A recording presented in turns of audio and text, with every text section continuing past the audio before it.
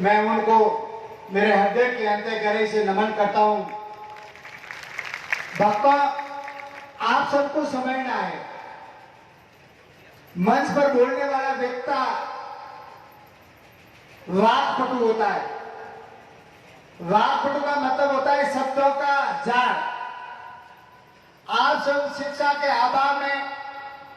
मंच से जो भी व्यक्ति बोलता है उसको आप समझ नहीं पा रहे हो,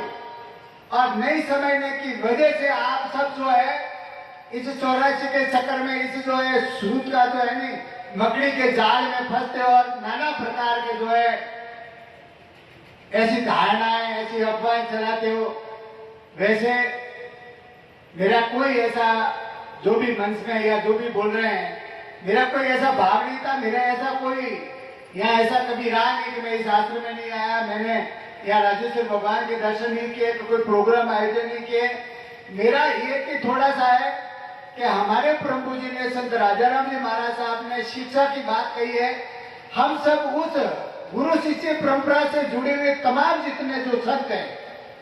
चाहे शिकारपुरा में रहते हैं, चाहे सेंडा में रहते हैं, चाहे अन्य गुजरात में रहते हैं, जहां कहीं भी रहे, हम हमारे प्रभु जी ने संत राजाराम जी महाराज साहब के उपदेशों को सर्वप्रथम अपने जीवन में अंगीकार करें, और जीवन में अंगीकार करने के बाद में जनता को प्रेरित करें और प्रेरणा दें और उनको अपनाने के लिए बाध्य करें, तो हमारा संत का जीवन सार्थक है, वरना जीवन हमारा कोई मतलब ही नहीं रखता है। मेरा विरुद्ध सिर्फ जो है, आपने देखा होगा जब हमारे प्रभु जी ने दादा गुरु देवाराम जी महाराज साहब का आशीर्वाद मुझे प्राप्त हुआ, और सदगुरु श्री कृष्णाराम जी बाप जी की अमी दृष्टि, पावन कृपा, पावन प्रेरणा से मुझे आप सब लोगों का ये सेवा करने का जो सौभाग्य प्राप्त हुआ, तो सर्वप्रथम मैंने जो भी संकल्प किया, ये लिया था कि मेरे समाज के अंदर ये व्यसन जो चल रहा है, इसको मैं जड़ मूल से उखाड़ने का प्रयास करूंगा, पुरुषार्थ करूंगा और चेष्टा करूंगा। और मुझे पक्का भरोसा और विश्वास था कि प्रभु जी ने संत राजाराम जी महाराज साहब का, प्रभु जी ने संत देवाराम जी महाराज साहब का, और प्रभु जी ने सदगुरु श्री कृष्णाराम जी महाराज साहब का आशीर्वाद मेरे साथ में रहेगा, तो मेरे समाज के अंदर व्यसन मुक्त समाज में खड़ा करने का एक मानस और मेरा सपना है, वो साकार होगा। इसलिए मैंने सबसे पहले मंच से ये संकल्प किया था कि मैं अफीम खाऊंगा नहीं, अफीम खिलाऊंगा नहीं। और आपने देखा होगा मुझे 15 वर्ष पूर्ण हो गए, मैं अफीम 100 ग्राम भी खरीदता नहीं, ना किसी को खिलाता हूँ, और जो खाता हूँ सभी बुजुर्गों से आग्रह करता हूँ कि आप अपने बच्चों पर दया कीजिए। आप अपने बच्चों पर दया न करते हो तो हमारे ऊपर कीजिए, हमारे समाज के ऊपर दया कीजिए। पर इस समाज को, इस महामारी जिसको कहते हैं, या जो असाध्य बीमारी जिसको कहते हैं, ये जो कुरीति और कुरिवाज है, जिसको अफीम से ही हमारे समाज के अंदर महत्वपूर्ण यानी बड़ी सभा का सर्टिफिकेट दिया जाता है या इसकी शोभा की जाती है, मैंने कहा आप इसको छोटा करने का प्रयास कीजिए। मुझे संघर्ष करना पड़ा, पर मुझे हमारे समाज के परम पूज्य ने संत कृष्णाराम जी महाराज साहब के जो नींव थे, उनका व्यापारियों का मुझे भरसक सहयोग मिला, और सहयोग मिलने के बाद में ये जो मैं निरंतर प्रयास करता है, आज मुझे कुछ सफलता मिली है। और मैं तमाम जितने पंडाल में हमारे समाज के जितने अग्रणी मुख्य जो पंच विराजमान है, समाज के हमारे शिक्षाविद है, समाज के व्यापारी गण है, समाज के राजनेता, उन सबसे पुनः आग्रह करता हूं कि हमारे समाज में जहां भी कोई भी शुभ प्रसंग आयोजन होता है, वहां पर हमारे समाज का आयोजन व्यसन मुक्त रखा जाए, और वहां पर आपका आगमन हो, वहां पर आना आपका आगमन हो, और जहां पर अपनी सत्य वहां पर अपन न जाए, तो हमारा समाज हमारे प्रभु जी ने संत श्री राजाराम जी महाराज साहब की कल्पनाओं के अनुरूप बन पाएगा, वरना बहुत समय लग जाएगा। और अगर ज्यादा समय लग जाता तो हमारा समाज जितने समय तक लगता है उससे डबल नुकसान में जाता है। मैं उदाहरण के तौर पर आपको समझा देता हूं। अगर मैं आप लोगों से अगर ये डरता कि अगर मैं अफीम करूंगा तो मुझे ये दरवाजा नहीं देंगे, ये पैसे नहीं देंगे, तो साहिब परम पूजनीय संत राजाराम जी महाराज साहब के असीम कृपा से, संत देवाराम जी महाराज साहब के असीम कृपा से, संत कृष्णाराम जी महाराज साहब के असीम कृपा से अगर मैं 40 साल मैं जब ये सेवा से संभाली तब मेरी 38 वर्ष की उम्र थी। और मैं मानता हूं अगर मैं 40 वर्ष अगर जीता और आपको अपन खिलाता और उसके बाद में अगर हो सकता है समय के अनुकूल हमारा कोई भावी उत्तराधिकारी आने वाला अगर अच्छी सोचता जो अभी मैंने सोची है और वो प्रयास करता तो मैं 40 साल आपको जो गर्त में ले जाता और 40 साल वो बेचारा मेहनत करता करता आज जिस मुकाम तक मैं दूंगा वहां तक वो आता। 80 साल हमारा समाज पीछे रह जाता और हमने ये प्रयास किया कि हमारे समाज को अति शीघ्र इस समय की दौड़ के साथ में, इस समय की स्पर्धा के साथ में इस समाज को क्यों नहीं खड़ा किया जाए। और खड़ा जब होगा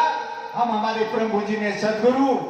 संत राजाराम जी महाराज साहब के उपदेशों को अपने जीवन में अंगीकार करेंगे। मैं शिक्षा के क्षेत्र में ज्यादा नहीं कहूंगा क्योंकि हमारे पूर्व वक्ताओं ने शिक्षा के बारे में आपको संपूर्ण जानकारी दे दी है। फिर भी मैं इतनी बात आपको जरूर कहूंगा कि हमारे प्रभु पूजनीय संत राजाराम जी महाराज साहब ने अपने श्री मुख से ऐसा फरमाया था कि शिक्षा सम कोई धन नहीं सब ऊंचो जान भ्राता भागने नहीं सके शोर न आने सी। हमारे प्रभु पूजनीय संत श्री राजाराम जी महाराज साहब ने अपने श्री मुख से ये कहा था कि इस शिक्षा के समान हमारे के न मोती है, न हीरा है, न पन्ना है, न गाड़ी घोड़ा है, न फार्म हाउस है, ये सब समान इस शिक्षा के आगे गौण व धूल के समान है। आपके पास में ये माण के मोती है, हीरा है, पन्ना है, गाड़ी घोड़ा है और शिक्षा रूपी अगर धन नहीं होगा तो कोई भी वर्तमान समय का पढ़ा लिखा विद्वान वात पटु आपको ठग कर ये धन आपसे ले जाएगा। और अगर आपके पास में शिक्षा रूपी धन होगा तो कोई भी व्यक्ति जब आपसे बात करेगा तो आपको समझ में आ जाएगी कि ये बंधु ये भाई क्या कहना चाह रहा है और क्या बोल रहा है। उदाहरण के लिए हमारे कपड़े नापने के लिए मीटर आता है, दूध नापने के लिए लीटर आता है और व्यक्ति की बुद्धि को नापने के लिए शिक्षा रूपी पैरामीटर होता है। इसलिए आप सभी जो जितने हमारे परम पूजनीय गुरुवार संत राजाराम जी महाराज साहब के जितने जो अनुयायी है वो सब अपने बच्चों को, मुझे अभी वर्तमान समय में देख रहा हूं, सभी अपने बच्चों को जो पढ़ा रहे हैं, हमारे बच्चों को भी पढ़ा रहे हैं। आपके अंदर शिक्षा की भूख जगी है, शिक्षा के अंदर आपके समाज के अंदर प्रतिस्पर्धा है, आप इसमें लगे रहे। इस लगने के साथ में एक विशेष बात का ध्यान देना पड़ेगा। जो हमारे नारी शक्ति जो है विजय लक्ष्मी जी ने जो बात कही थी, इन्होंने सारा दोष जो है आप पुरुषों के ऊपर मंड रखा था। मैं विजय लक्ष्मी जी नारी को सब मान मानते हैं और नारी को सब हीरो के काल मानते हैं और मैं ही मानता हूं क्योंकि नारी से जो हमारे मर्यादा पुरुषोत्तम श्री राम जी का जन्म हुआ है, कृष्ण भगवान का जन्म हुआ है और मंच पर जितने जो हमारे समाज के जो शुभचिंतक है, राजनेता या शिक्षाविद है, यानी मैं भी हूं, मैं भी एक नारी के गर्भ से पैदा हुआ, तो नारी को कोई कमजोर मानता ही नहीं है। हम तो नारी को मान मानते हैं, हम तो नारी को सभी लोग जो वंदन करते हैं, हाथ जोड़े, हम तो ये कह रहे हैं कि आपके नारी शक्ति की जो कृपा वर्तमान में हमारे जो सेलों के ऊपर है वैसी बनी रहे, जैसे अनुशासन में हमारी नारी शक्ति रह रही है वैसी रहे, तो हम सब जितने जो बुद्धिजीवी है उनको वंदन करते हैं और वंदन करते रहेंगे। और विशेष हमारी नारी शक्ति को एक बढ़ामण है, वो बढ़ामण जो आपने कही थी वही है। वो क्या है? अभी वर्तमान समय में आपने देखा होगा हमारे परम पूजनीय संत श्री राजाराम जी महाराज साहब ने शिक्षा का अलग उन्होंने जगह ही कुबल बजाया और संत देवाराम जी महाराज साहब ने गांव गांव ढाने ढाने आकर आपको जगाए। हमारे शिक्षा प्रेमी संत श्री कृष्णाराम जी महाराज साहब ने तो पूरे हिंदुस्तान को ये किया और उन्होंने शिक्षा की अलग जगाई। आज जगाने के बाद में हमारा समाज जगा है, जगने के बाद में इन्होंने नारी शिक्षा के लिए, बच्चों की शिक्षा के लिए प्रयास किया है। अभी हमारा जो है रिजल्ट जो आ रहा है नारी शिक्षा का, आप रोजाना जो व्हाट्सएप पर देख रहे हैं, हमारे समाज की बच्चियां पढ़ सक अगर कम्युनिटी के अंदर, दूसरी समाज के अंदर लव मैरिज कर दिया किसी के साथ में भाग जाती है। ये मैं आप सभी नारी शक्ति से, आप विजय लक्ष्मी जी आपसे मैं प्रार्थना करता हूँ, आप इनको गांव गांव में जाइए, इन नारियों को जगाइए, बच्चों को जगाइए और इनको सचेत कीजिए कि हे बेटा, हे बेटी, तू किस परिवार की है, तू तेरे दादा का, तेरे नाना का, नानी का, तेरे मामा का, बुआ का, और परम पूज्य ने संत राजाराम जी महाराज साहब की गरिमा की तरफ थोड़ा ध्यान देना बेटा। तभी हमारे समाज के अंदर अभी वर्तमान समय में जो शिक्षा के प्रति जो लगन लगी है, जो शिक्षा के प्रति जो होड़ लगी है, और उसी होड़ के अनुरूप आज इस सैंडा के जो है कन्या गुरुकुल के अंदर 1200 जो बालिका हमारी शिक्षा रत अध्ययन कर रही है, उसकी संख्या और बढ़ने की संभावना है और निश्चित बढ़ेगी। पर अगर विजय लक्ष्मी जी आप नारी शक्ति को नहीं जगाओगे और नारी शक्ति अगर ये अलग नहीं जगाएगी और अपने बच्चों को साथ सेट नहीं करेगी तो मुझे खतरा लग रहा है। क्योंकि आज वर्तमान समय में हमारे समाज के अंदर और दूसरे सभी समाजों के अंदर यानी पूरे भारतवर्ष के अंदर बहनों का जो है अनुपात पुरुषों से कम है, लड़कियों का कम है। यानी पूरे हिंदुस्तान की जनसंख्या में 10% हमारी जो है लड़कियों की कमी पड़ती है और सभी समाजों के अंदर है। और उसके बाद में भी अगर हमारी बच्चियां पढ़ लिख कर